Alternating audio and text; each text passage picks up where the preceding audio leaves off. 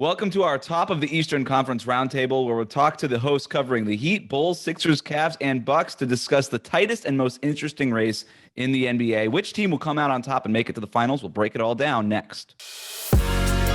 You are Locked On NBA, your daily NBA podcast. Part of the Locked On Podcast Network, your team every day. All right, welcome to a Locked On Podcast Network special, the top of the Eastern Conference Roundtable. I'm Wes Goldberg from Locked On Heat, joined by our hosts covering the Bulls, Sixers, Cavs, and Bucks. We've got Evan Dammarell from Locked On Cavaliers, Matt Peck from Locked On Bulls, Kane Pitman from Locked On Bucks, and we've got a lot to get into. So let's just jump right in, fellas, with what happened at the trade deadline. Do any of the changes at the deadline affect the landscape of the Eastern Conference or how you view the playoffs? I'm going to open it up to number 2 in the Eastern Conference, not number 1 just yet. Matt Peck. What do you think, Matt? Well, we're not calling it a tie for first at the All-Star break, really? That's how we're playing this? That's how we're doing it. Okay. Yeah, I mean, as far as the Harden-Simmons swap, I think it's very hard to know the answer to that right now. If anybody is trying to tell you right now they know the answer of what that trade does in the East, they're lying. Or at the very best, pontificating. I think that Brooklyn got the better side of that, assuming Simmons is mentally ready to play and physically ready to play. Obviously, people talking about Harden and Embiid being a amazing, unstoppable, 1-2 combo. I'm just looking over the track record of James Harden's NBA history and trying to play with a bunch of different stars of a bunch of different types of basketball skill sets and failing to make it work with all of them.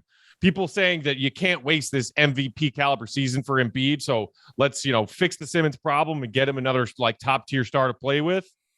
I'm not convinced that Harden is the right answer for that guy. I'm sitting here kind of hoping that we get to see all of that blow up because James Harden has a tendency to make things blow up.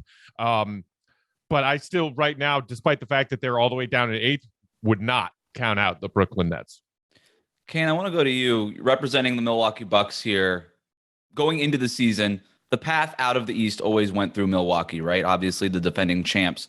Based on where the Sixers and the Nets were to begin the season and all the changes that happened at the deadline, where they are now and where the Bucks are now, and we'll jump more into the specifics about the Bucks a little bit later, but how do you view that competition just between where the Bucks are at and what has happened in Philadelphia and in Brooklyn? Well, it was my thought that all the other contending teams in the East, if you're a fan of those teams, you should have been hoping that no trade happened, because I thought that if nothing went down, then there was the Sixers chances were lower than if they were able to trade for another star and get more help for Joel Embiid. And on the Nets side, I think there was more chance of something just completely blowing up. I mean, we know that it's not trending in a good direction. So I kind of disagree with Matt a little bit, particularly with the James Harden stuff, because if you look at the track record and say, okay, well, he hasn't won a title, that's fine. But I actually think that his track record in the early days with new partnerships is always pretty good. So what do I think about the Philadelphia 76ers long term? I'm not 100% sure, but he had early success with Chris Paul. The Nets were really damn good last year. And if he didn't hurt his hamstring, then they might have won the whole title. And so I do think that generally he's happy to start. So he's going to be happy. So he's going to be motivated again. Now, is he going to start crying again in the offseason and decide that he doesn't want to be in Philadelphia and he doesn't want to play with Joel Embiid? Probably. That's the track record. But certainly to start, I think the Sixers are far better. I think that now they're actually a team that could win the title. I didn't think they were a team that could win the title beforehand. So I think for the other teams in the East, it just got more difficult. Now, Evan, I want to go to you too now, because your Cavaliers are the surprise of this group, right? We're not talking to a host from the Brooklyn Nets. We're talking to a host from the Cleveland the Locked On Cavaliers. So, look, I think that these next 20-plus games are so important, specifically now after those deadline deals were made, because we have a ramp up in chemistry between James Harden and Joel Embiid. How does that look? They don't have that much time. And we also have the burgeoning chemistry happening in Brooklyn and what happens there. But also, you've got teams like Brooklyn and the Sixers who might aim to try to raise up the standings here. And, the Cavaliers, again, they were sort of the surprise here. What's your take? Is it a little bit more of a precarious position at the top of the East here because of what happened with these deals? I jokingly said at the top that I never doubted them. Well, that's that I'm happy to be here, but I never doubted the Cavs for a second. Let's just be frank here. Historically have been always great without LeBron James on the roster. And to Kane's point, when James Harden gets fed up in a situation in Philly, he can join LeBron in Cleveland next season as well. Just speculation aside, but I think this does make things precarious, especially the Harden trade. To Kane's point, if a major power shift like that in Philly didn't happen, like you said, that they need time to build chemistry and a little bit of a rapport with each other in terms of Embiid and Harden. So do Simmons, Durant, Irving when he's part-time available, and everything else is just tough. But Cleveland still has to play Philadelphia 3 more times this season, and they had 2 pretty ugly losses leading into the All-Star break to Philly and Atlanta. And I asked JB Bickerstaff about that, and he didn't think the team was hitting a collective wall just because they're young and kind of playing balls to the wall for all 48 minutes of every single game. He just said it was just Embiid and Trae Young being 2 great players, and that's what they needed to beat Cleveland. But I think at this point, it's going to be a little bit more of a tightly contested race. I think, in my opinion, at least, Miami and Chicago have really separated themselves from the pack just in terms of just overall record. And I think it's going to be a lot of jockeying between Cleveland, Philadelphia. I think Boston should be in the conversation as well. They're one of the hottest teams in the East right now. I think Brooklyn did get better by adding Ben Simmons because they have a player who is just vaccinated and more available when he's mentally ready to play. And Cleveland, they got Karis LeVert, which helps a lot in terms of scoring punch off the bench and maybe in the starting lineup eventually once he gets more acclimated with what the Cavs are trying to do. And I'm not just, it's surprising for sure. Like I'm happy to be here. Like I said, I think I'm happy to cover this team this season because they're fun, young, and just there's not really any certainty on what their ceiling and what their limit exactly is right now. And they could end up hosting a first round playoff series and flaming out in spectacular fashion, or they could be a little bit of a problem child as well because they do have some quality wins over Milwaukee and over Brooklyn when they had Harden and Durant and not Irving at the time, but when Irving was kind of available too. So it's interesting to think where the Cavs kind of stand in all of this, but it's going to be a tightly contested race with about 20 or so games to go. Is there anything else you could tell us about the Cavaliers and how exactly they got here? I really think it's just everything hitting right at the same time. Darius Garland took his expected leap into superstardom. I didn't think anyone quite saw this type of growth from him. I think people expected him to kind of take that next step and take the reins of this team. I think it's Jared Allen showing that he's more than the player he was when he signed that contract extension. I think it's Evan Mobley showing that he's more NBA ready than people gave him credit for heading into his rookie season. And I also think it's JB Bickerstaff just having his finger on the pulse of this team, and he's arguably the coach of the year. You can make a case for Jenkins and in Memphis, and even Spoelstra in Miami too. But just the expectations were so low for this Cavs team that just based on historically, without LeBron on the roster, they've never made the playoffs under Dan Gilbert's ownership, which is a wild statistic to think about. And they haven't made a playoffs without LeBron since 1997. So even crazier to think about too. It's just a lot of things are just hitting right for them at the same time. And I think Bickerstaff having his finger on the pulse of this team, being unapologetically himself and sticking to playing a big lineup. Like no one saw him playing Lauri Markkanen as the starting 3 for the Cavs, and it kind of working for them a little bit. It isn't just a fun offensive wrinkle they're exploring like when they played Larry Nance Jr. at the 3. It's something they're sticking to permanently, and there's something they're trying to do long term, and it's working for the most part. We'll see if it sustains down the stretch and maybe into the playoffs as well, but it's just they're the most exciting story this season, and I can't quite put my finger on it, but it's just a mixture of everything hitting at the same exact time.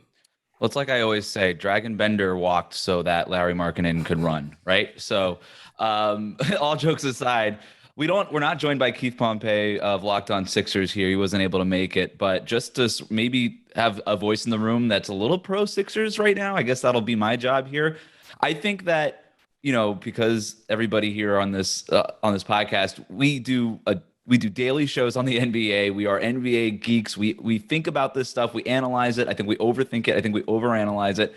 And speaking of overthinking, I think some of this stuff is kind of pretty simple sometimes. The Sixers are maybe the only team in the Eastern Conference with 2 top 10 players on their roster. And Joel Embiid might be the best player in the NBA this year with the way he's playing.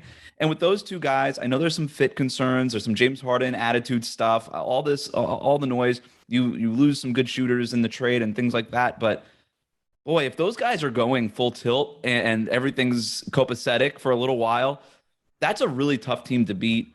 They don't have the uphill climb in the standings the way that Brooklyn does, right? The Sixers are right there with all these other teams that we're talking about. That's why we're talking about them in the top of the Eastern Conference Roundtable here. But I kind of think they're the favorites in the Eastern Conference now. And maybe I should be more pro Bucks because they're the defending champs. Maybe I should be more pro Miami Heat because that's the team I cover and they're number one in the Eastern Conference and they look really, really great.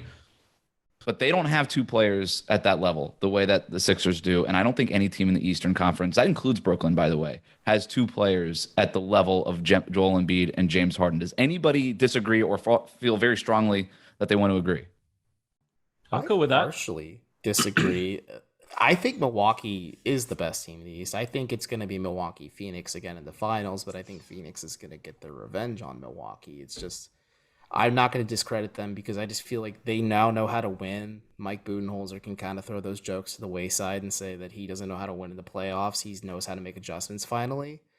And Giannis is the best player in the world, in my opinion. Like, I'm sure Nick Dangstadt, who's going to be editing this, might disagree with Luka being up there, but I just really do think the Bucks, being the defending champs, need a little bit more respect. And I'm curious what they do in the buyout market as well. Maybe they make some more moves as well. I think the Bembry signing is great for them, but I am curious to see what they do.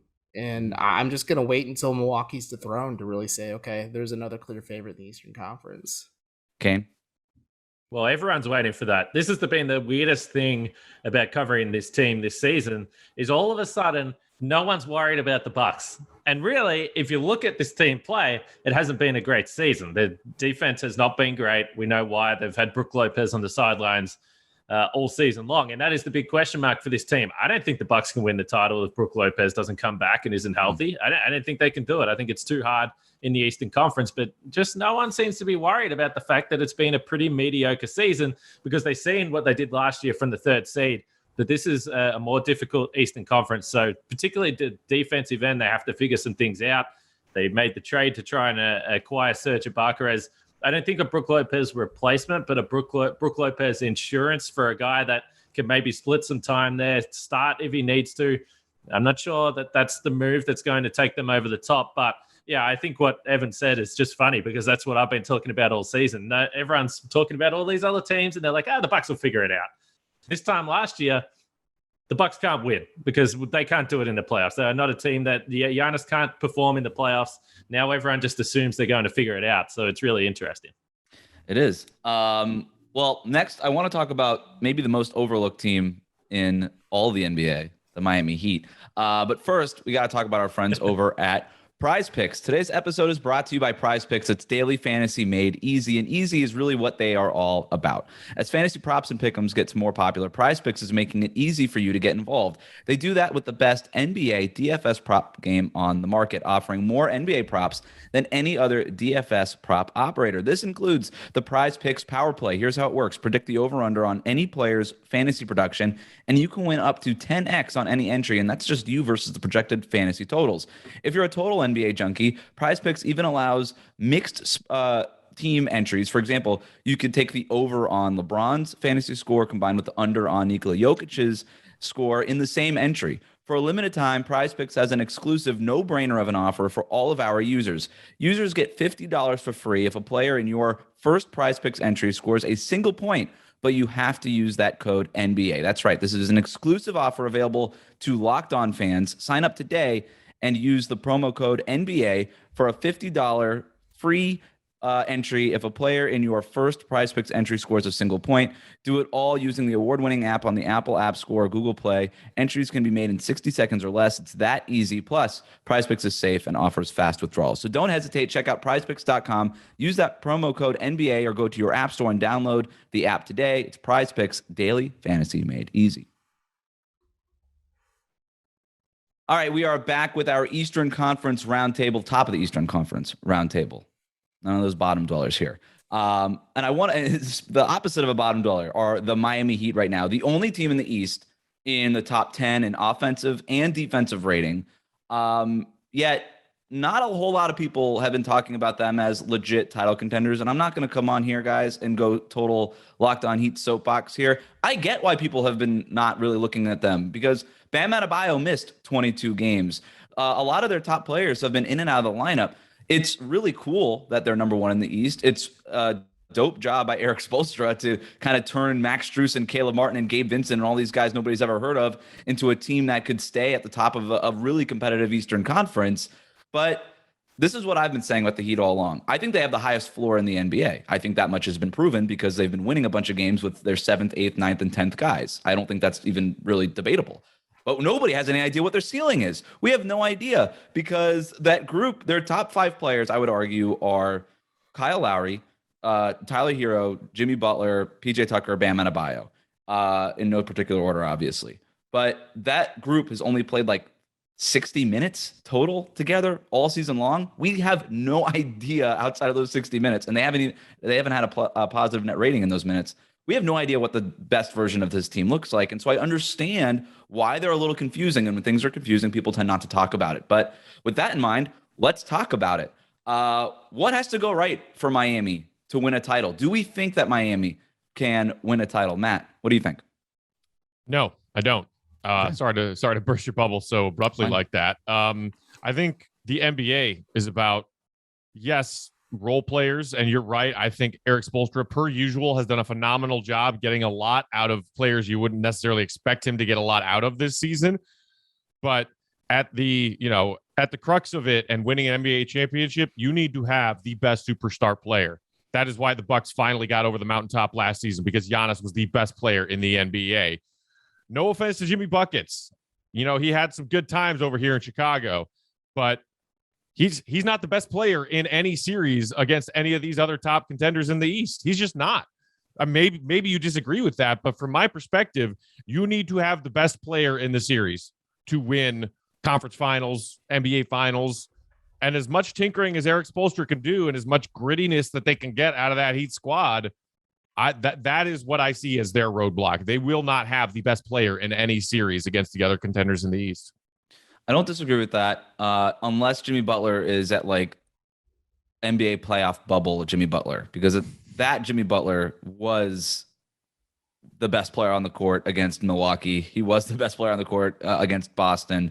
But I don't know. That was an all-time type of performance. And that was a very strange atmosphere. And it seems like he actually got better by the bubble or within the bubble than he was out of the bubble. So I don't know. I don't know if you need another bubble for Jimmy Butler, but to that point, I do mostly agree with you. I guess my biggest question is the balance enough, right? Is this 2014 Spurs? Is this 2011 Mavericks? Like, is the balance on both sides of the ball going to be enough? Because every once in a while we see a team that has enough on both sides, and they just sort of are able to balance their way to a win, to a finals at least appearance. And for the Heat, they are the most balanced team in the Eastern Conference. We mentioned the Bucks, the defensive issues they have there, the stuff that we were talking about with Philly and Brooklyn.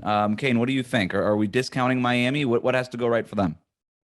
I don't think anyone's discounting them. I think it's about right. I mean, they're going to be an excellent defensive team. Everyone knows that. So in the playoffs, they are going to be a chance to win these scrappy games, 93-87. And I think that's their path to the championship, because offensively, I don't see that they've got a guy in the fourth quarter that other teams are going to be terrified about, to Matt's point. Because Jimmy Butler probably has to be the guy. And you mentioned his run in the bubble. It's kind of similar to Anthony Davis. You look at Anthony Davis, those numbers in the bubble, and you say, what? Who was that guy that was playing for the Lakers in the bubble during that championship run? But then we saw Jimmy Butler last year, who was absolutely awful in the first round against the Bucks, and it was only 4 games, so it's obviously a super small sample size. But I think he's got a lot to prove. But I think you're right in terms of the Heat having a high floor. I think it was very predictable that this team was going to be really, really good in the regular season, because they simply try harder than most teams. When you guys beat the Bucks earlier in the season, I said, well, they're the Heat culture. It's the Miami tryhards. And I don't mean that in a way that should be offensive. But when you go up against all these guys, they don't know how to play any other way on a night-to-night basis in the regular season. You're going to pile up wins. So they're a really good team. They're going to be hard to play against. I probably don't have them in the top couple of contenders for as far as a championship goes, though. Yeah, I think the playing hard thing is a huge advantage in the regular season. It becomes less of an advantage in the postseason, right? Mm-hmm. Because ostensibly, you would imagine all those teams are playing hard. Matt, I want to go back to you talking about the Bulls. Here are their championship odds via Betonline. They're lower than the Jazz and Celtics. You look at these championship odds, the Suns plus 425, the Warriors plus 450, the Nets plus 600, Milwaukee plus 600, Philadelphia plus 700, Miami plus 1200, Utah plus 1600, Boston plus 2200, Chicago all the way down there at plus 2800. Like, is now the time to just put the mortgage on the Chicago Bulls? Like, why are they being so overlooked here? I think it's a variety of reasons. First and foremost, if you look at their records against not only the other top teams in the East, the other 7 teams in the East that are 1 through 8 outside of Chicago, the Bulls are 6-10 against those teams. If you take the other top 4 teams in the East next to Chicago and the top 4 teams in the West, I believe they're 2-11 against those teams collectively so far this season. I think also a lot of people, as fun and amazing and unpredictable as this season from DeMar DeRozan has been, people don't see DeMar and Zach LaVine as a good enough duo to win an NBA championship. There's also the aspect of, like you said, with Miami, not really knowing what this team looks like, and the fact that they've been shorthanded pretty much out of the gate. Patrick Williams, their starting power forward, went down in Game 5, and then we've also dealt with injuries sporadically to Zach, to DeMar, to Vooch, Caruso, and Lonzo Ball, who are both out right now. So the main 5 for the Bulls will be closing games once they come back. Probably because Billy likes to go small. Alex Caruso, Lonzo Ball, Zach LaVine, DeMar DeRozan, Nikola Vucevic. We've only seen around 100 or so minutes from that 5 spanning 15 or so games, because that's only the times that they've been available this season. But that 5 on the floor have a 12.5 net rating together. So again, it's kind of like Miami in that when this Bulls team has been whole this season, they've been good and not just getting buckets. Everybody was wondering, well, yeah, they're going to score points, but can they stop anybody? With Caruso and Lonzo's point of attack defense, when they were healthy, the Bulls defense was respectable, maybe even above respectable. But because they, haven't been out, and because the Bulls have been losing to other top teams, primarily nationally televised games. I don't know if you guys noticed, but when the Bulls are on national TV this season, they've been playing like crap. So there you go. There are the odds explained for you. Getting Patrick Williams, Caruso, Lonzo Ball, like that group back. Obviously, Chicago is an awesome offensive team. Is that enough balance on the defensive side of the ball, do you think? I think we're going to find out. Again, like before all of these guys went down, the Bulls had right out of the gate this season for a while, they were a top 5 defense. And then even before Lonzo and Caruso got hurt, they were, right on the fringe of being a top 10 defense, all the while having the 4th best offense in the NBA. So you can get away with a deep playoff run and even win an NBA championship with an elite offense and an okay defense. The opposite is not true in the NBA anymore, at least in my opinion. So if the Bulls with Caruso and Lonzo and Patrick Williams all hopefully returning sometime mid-March, maybe at the very least a few handful of regular season games under their belt before the playoffs hit, and turn their defense back into at least a respectable defense, then yeah, they might be able to make some noise and make it to the conference finals. So as we sit here coming out of the All-Star break, Cleveland 2.5 games back behind the 1 seed, Milwaukee 2.5 games back, Brooklyn still 7 games back. I'm going to do some quick math here. That's 4.5 games back of Cleveland and Milwaukee, if I have that right. Evan, I want to go to you here. And loop back to Brooklyn.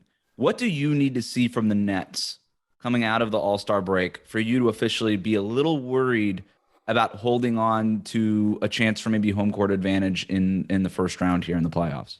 It's really how available Ben Simmons is and how Steve Nash utilizes him. I thought about this a little bit, but if the Nets want to use Ben Simmons as like a point center scenario and they run out a lineup that features Irving, Durant, Simmons, Curry, and you could probably throw in a wild card player, just maybe Joe Harris if he's healthy and available as well. Like, that's a pretty scary lineup to go up against, especially in the half court and especially in a playoff scenario.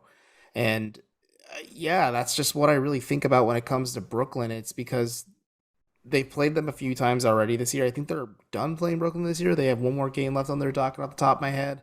But I think the Cavs will get a good test of what they really have there. I mean, they have former Cavs legend Andre Drummond on the roster as well, which really just opens things up for them too. But I'm just curious to see what happens. And I just think more than anything, I just really think Philadelphia and having to play them 3 more times this season is going to be the bigger nip in the bud for the Cavs just heading into this playoff scenario. Because again, we didn't expect them to be here at this point, but they're going to be jockeying and positioning and like these games, like the 2 wins they got over Milwaukee this season, will be important, but the Bucks could always flip another switch as well. Like to Kane's point, defensively without Lopez, there are some concerns, and adding Ibaka to the fold does address the issues a little bit, but it doesn't obviously completely fix what's wrong with Milwaukee on defense. But there's a lot of variables here in play, and I just wonder if Cleveland's youth and experience is going to come back to haunt them a little bit too, especially when teams maybe start to gear up and start to take these last 20 or so games seriously,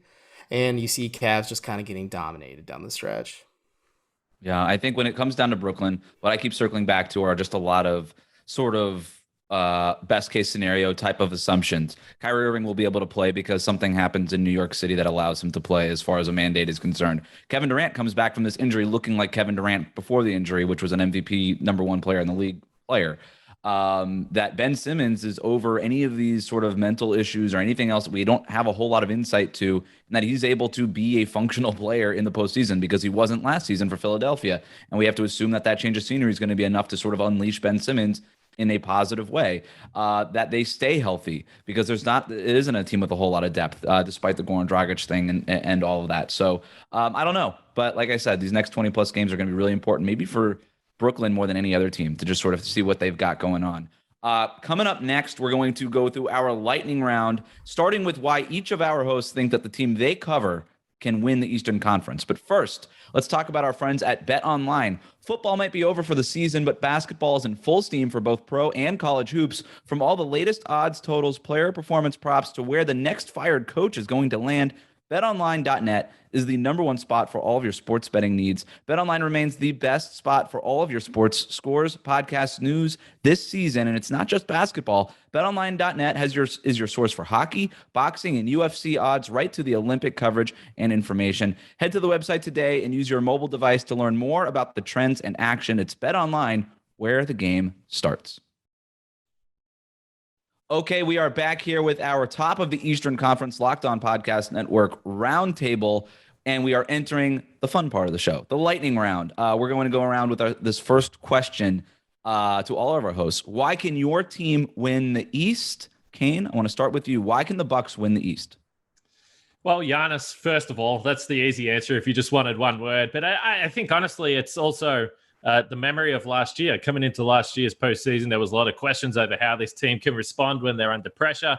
How can they carry the playoff pressure on their shoulders after having a number of good seasons? And they were losing 2-0 in 2 series. They didn't have home court advantage. They found their way through. So I think the memory of being able to dig themselves out of those holes leaves them in good stead.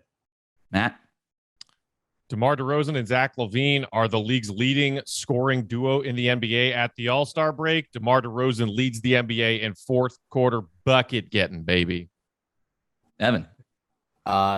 Youth and inexperience doesn't come back to bite the Cavs whatsoever in this one, and maybe, just maybe, they are more the Atlanta Hawks than they are the New York Knicks in terms of just being tryhards, and if you want to draw parallels to last year's postseason.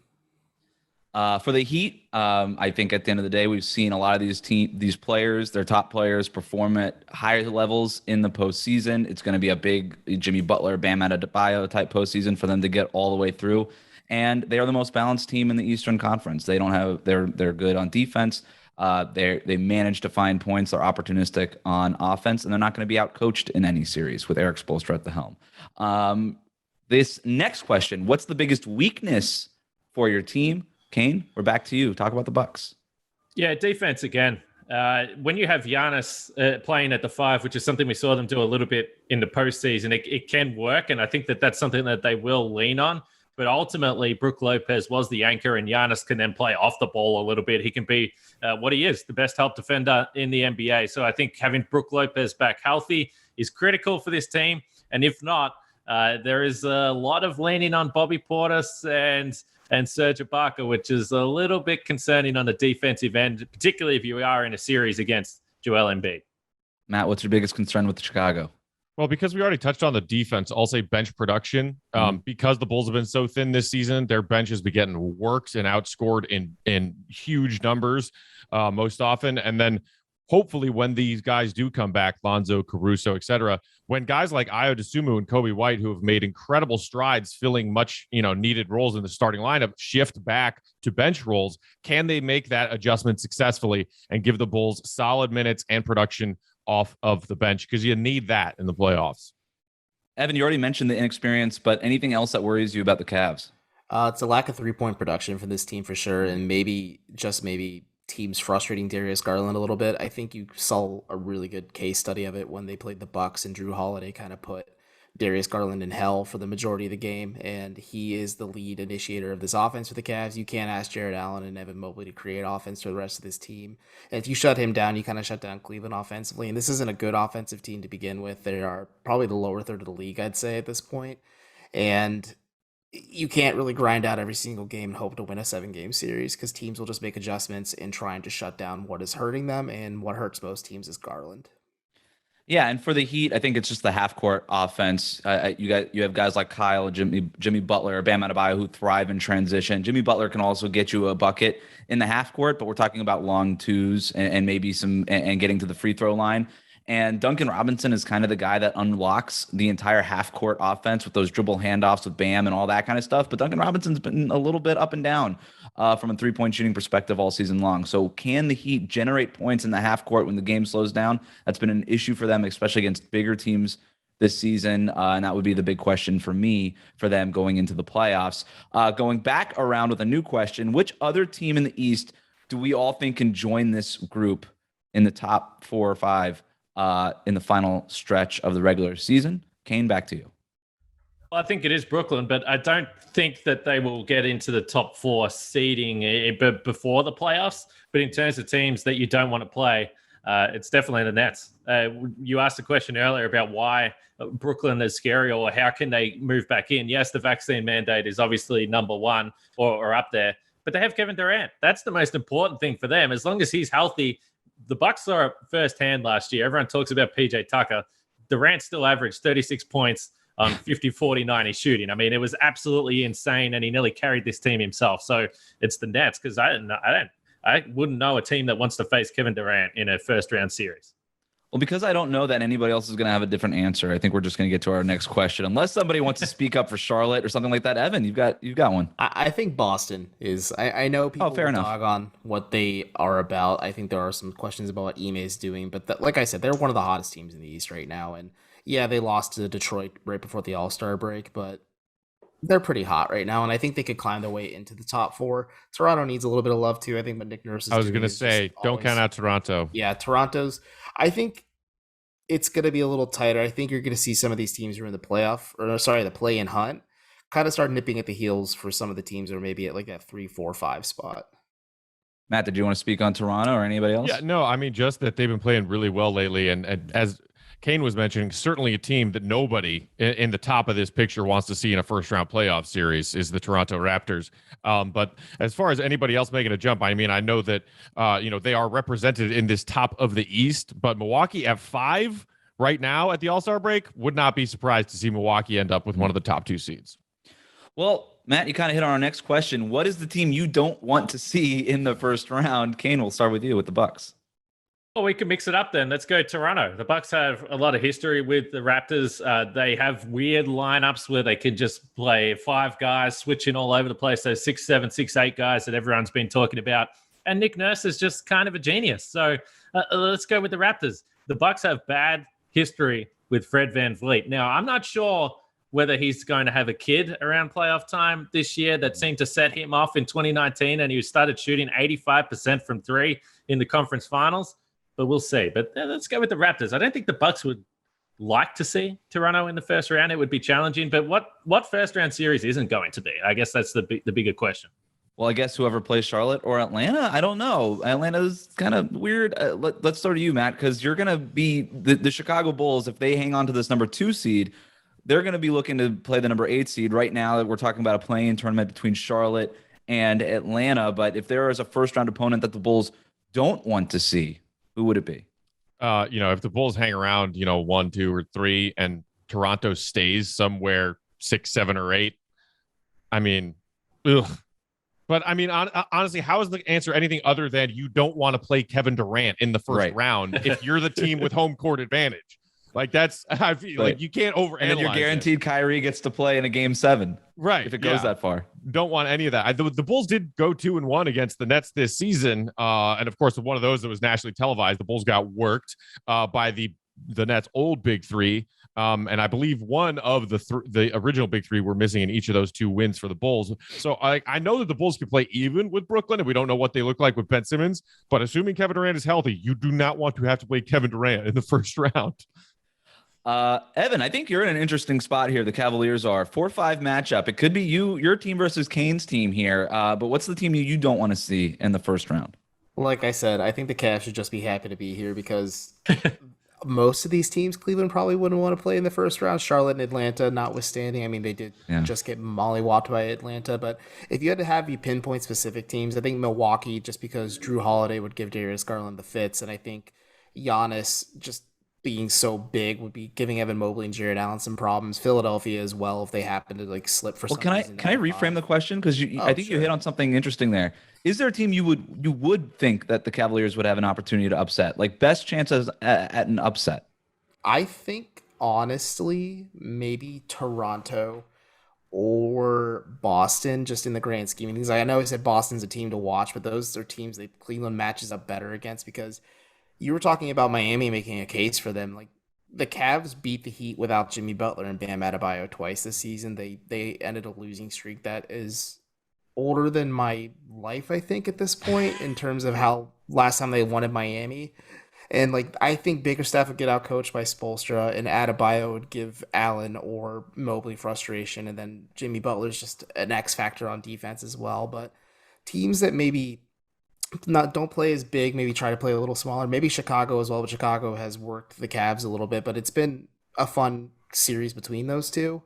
But I just, like I said, I think Cleveland is just happy to be here to get the experience for the younger guys, and they take the next step next season. And we talk about how Atlanta's a little weird and how New York's just completely out of the picture altogether. You don't want to end up in the same position as them where you're a young team and then you fall flat on your face the following season. You want to build on the success and then maybe see what you have next season and the season after that. And then regarding the Heat, if they manage to stay in this top 3, and they've got a pretty favorable schedule down the stretch. Most of their games are going to be at home. It's a relatively easy schedule for them. So there's a good chance that they hang in one of these top 2, certainly one of these top 3 seeds, certainly have home court advantage in the first round. But Toronto has played them very tough this year. That's given some of their ball handler, that team, that length has given them fits. But I kind of keep just going back to, if it's Brooklyn, boy, you're like, really? That kind of sucks. If Boston drops down, if Cleveland drops down or anything like that, I'm not too worried about Miami and those matchups, but it would be Toronto and it would be Brooklyn that I think could be the biggest upset potential there. All right, let's shift gears a little bit to the Western Conference before we close up the roundtable here. Who do we think is going to come out of the West, right? Because the Phoenix Suns have a pretty substantial lead for that number 1 seed. But Chris Paul is going to be out 6 to 8 weeks with this thumb injury. Golden State has looked a little shaky lately. We've got obviously some injury concerns for Denver, for the Clippers, for the Lakers with this news about Anthony Davis right before the All-Star break and all this stuff. Who do we think is going to come out of the Western Conference? Kane, we'll start with you. I think Phoenix. Yeah, I think the Suns, for the most part, I guess it's kind of similar to the Bucks, where it doesn't feel like a lot of people are talking about them because they're just really good. And the Suns are actually the team that are dominating the regular season more so than the Bucks. But I guess you lose the finals and you don't get the attention because you're not the new kids on the block anymore. But Phoenix are awesome. They're good on both ends of the floor. I'm not so worried about Chris Paul. He's an old man. Give the man a rest before the playoffs. Let him freshen up those legs. I think he'll be fine. The Suns have a huge lead at the top. I think Phoenix are really tough. Devin Booker agrees with you, by the way, Kane. He was like, this could be a blessing in disguise. He's going to be fresh for the playoffs. And last year, and in the years past for Chris Paul, it's been not being fresh for the playoffs that has held him back and his chance to win the finals. Matt, what do you think? I can't not go with Golden State, assuming that Draymond and Clay are both their normal selves. I think it's been Nice to see Steph kind of take a step back a little bit and let Klay get as reacclimated as possible in a short amount of time after such a long absence. And, we see Draymond in suits, working for Turner Sports right now during the All-Star break, and people are wondering what he's going to look like when he comes back. But Draymond was playing phenomenal basketball earlier this season in that role that was crucial to that team winning 3 championships. And I know that 2 of those 3 came with Kevin Durant, who's not there anymore, but I still believe that trio of Steph, Klay, and Draymond, if they're healthy, plus these other complementary pieces they have with Wiggins, with Kuminga, Wiseman could be another big X factor if he's back in the picture for a playoff run. Yes, Phoenix is playing great, but if it's those 2 in the conference finals, I don't care who has home court. If Golden State's healthy, I'm giving the edge to the 3-time champs. Evan, is this where your PTSD over those Golden State Warriors finals kicks in? Not necessarily. I covered All-Star this week, and a lot of folks were booing Steph and Draymond in force, but I've come to appreciate greatness, and I think it's like watching Tom Brady just kick the teeth into your team for like your entire life. You just come to appreciate a great I'm a Dolphins fan. I get it. Yeah. But outside of LeBron coming out of the West and coming back to Cleveland next season, I think my pick is still going to be Phoenix. I agree with Kane's point. You give Chris Paul this time to rest. Maybe, hopefully, his hamstring doesn't turn to dust from all the rust when he's in the first round. But Phoenix has just really just annihilated teams in the regular season. And like Kane said, they've kind of flown under the radar a little bit. I think Golden State is a good pick as well. They know what it takes to win, especially when you have Steph, Draymond, and Klay just kind of acting as your veteran hub, as your big 3, and just so many good young complementary pieces. I think they'd be a smart pick as well, but I'm going to go with Phoenix just because they just seem to have that factor to them where I'm like, okay, this team could probably shred somebody in the playoffs, and I wouldn't even bat an eye. Yeah, I think an underrated part of the Golden State stuff and an underrated part of the TBS broadcaster in the All-Star game was the fact that Draymond Green was talking about his potential timetable. And he's like, I hope 2 to 3 weeks, but I have no idea. We'll see. And I'm paraphrasing here. There's no definitive timetable on Draymond, and that's a back issue. And that stuff's weird. That stuff can get really weird. He was probably Defensive Player of the Year before he got hurt, but I don't know what he's going to look like when he comes back. If he does come back, we literally don't have any clue. The James Wiseman thing, to me, a lot of Warriors fans, you see like, oh yeah, just wait until we get Wiseman back. He's the answer for DeAndre Ayton. No, he's not. No, he's not. He wasn't good before he got hurt, and he's not going to be very good after he comes back. That's not your answer right now. I still have questions about Golden State, despite Steph and Klay. And maybe you're right, Matt. Maybe if it's a final series between the Phoenix Suns and the Golden State Warriors, nobody's going to care about what the record is. Nobody's going to care. People are probably going to favor the Warriors, and there is a cachet and there is a gravitas around that team, specifically around the top 3 guys, Steph, Klay, and Draymond. But I can't shake Phoenix, man. That's a good team. Chris Paul might be slightly worse, and he might be banged up right now, but Devin Booker is way better. Mikal Bridges is way better. DeAndre Ayton is legit. They're the most balanced team in the league. They have no weaknesses. I can't shake that team. I don't know. Campaign is still on that roster, right? You want to say no weaknesses? Okay, fair enough. That's my Bulls fan self-talk. There you go. Somehow they turned Campaign into an NBA player. I don't know how that happened.